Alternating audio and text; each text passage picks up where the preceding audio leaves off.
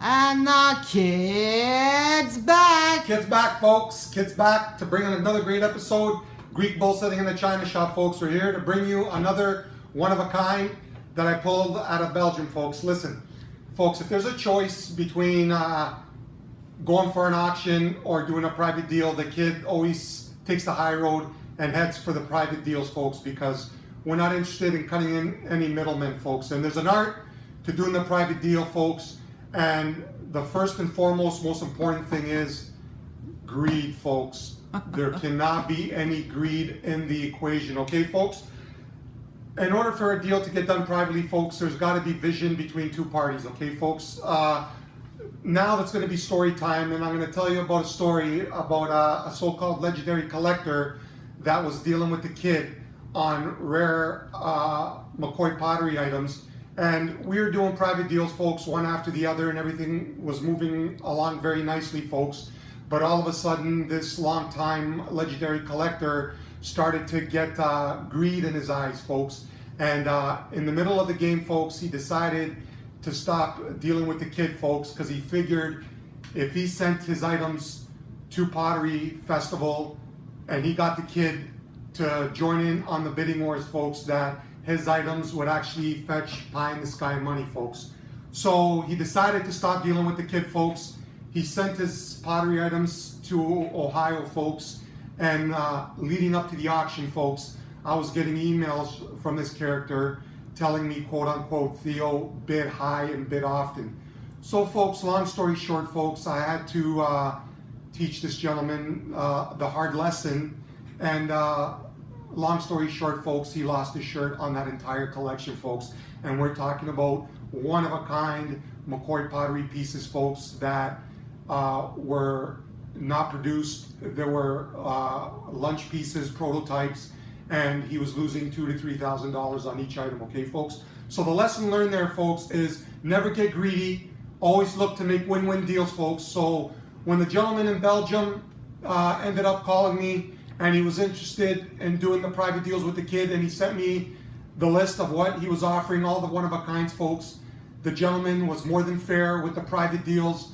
He took into account, listen, folks, at one time, folks, I was holding the most valuable hockey cards, sports card set in the world, folks. It won 2004 Hockey Set of the Year. Or 2005.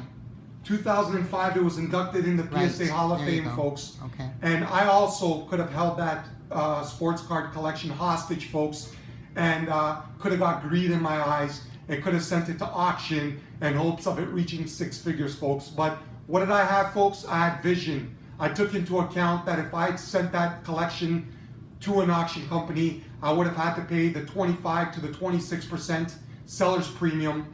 So let's even say I would have sold that collection, folks, for $100,000. I would have been walking away with roughly 75 grand, folks. And that's what I was asking on a private deal without the middleman being in the picture, folks. And I actually left a little bit of money on the table, so when the buyer, the new buyer, ended up buying my collection, he could make his cut when he was ready to decide to flip the collection to someone else, folks. So it's always, folks, about being fair, not thinking that you're smarter than the next guy. Because you know what happens, folks, when you think you're smarter than the next guy? You get dealt with swiftly, and you learn that valuable lesson. And to this day, folks, I hear rumors through the rumor mill that this gentleman that lost his shirt on this collection that it took him years to amass is still walking around in a daze because of what he did to himself, because he didn't have the vision to stay at the table long enough to do the private deals without any auction company in the middle, where he would have avoided eBay fees, eBay listing fees, eBay commission fees, PayPal fees, having to pay an auction company, having to pay the income tax, the state tax, all that, folks. He could have avoided that. Folks, let me tell you something. Wow, you just schooled that guy a little too late, eh? Listen, folks, wow. you think when Frankie from Jersey decided to deal with the kid privately on the 5 squirrels, where there were only 12 produced, you think Frankie was a dummy, folks? Frankie said it best when he was dealing with me. He said, Theo, you're the best buyer a seller can have. And when Frankie said that to me, folks, I asked him, what do you mean by that, Frankie? And he said, Theo, you deal all in cash, you cut out the middleman, and we can avoid paying state tax, income tax, and all the above, folks. So you think Frankie was a dummy when Frankie drove the jars down here to Jersey, folks, to do the win-win deal with the boy? He was no fool, folks. Mama didn't raise no fool. So moving along, folks, we went into Belgium. We forgot about the auction in Dresden, folks. We ain't cutting in no middleman. We ain't paying no 11% or 20% juice to nobody, folks. We went into Belgium.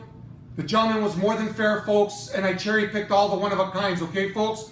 I sent the picture to Larry Lucas in Iowa to get his opinion on this antique, folks. Larry took a look at it, and he said to me, boy, if you don't buy it, I will.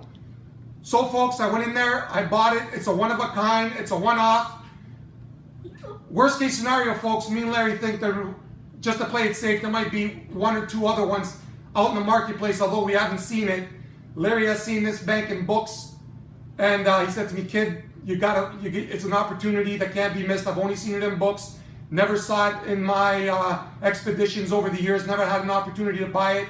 You have an opportunity to buy it. Don't let the opportunity pass you by. So I went in there, folks. I made a win-win deal, private deal, no commissions, no auction fees. So here we go, folks.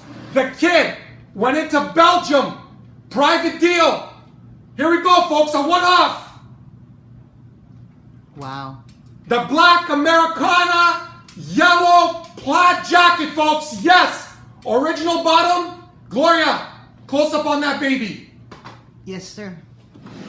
So now, folks, the kid not only has the plaid jacket, the only one-off yellow plaid jacket to go with the factory original paint, jolly straight letter bank, folks. Original bottoms, original everything.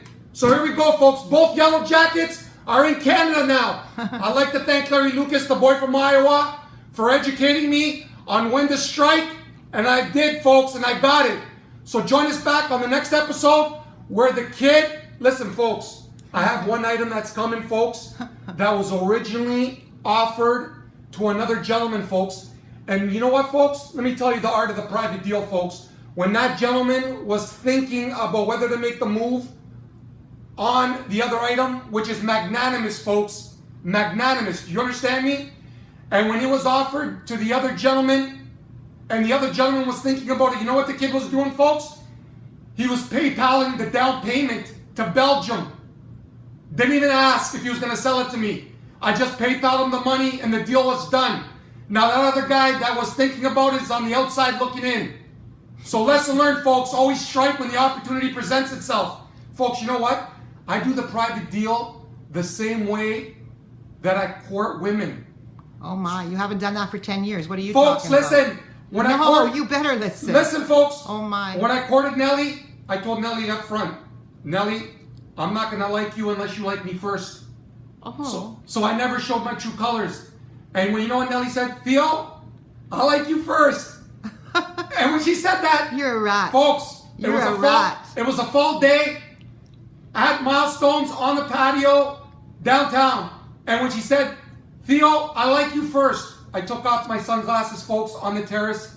And I said to Nelsters, are you sure about that?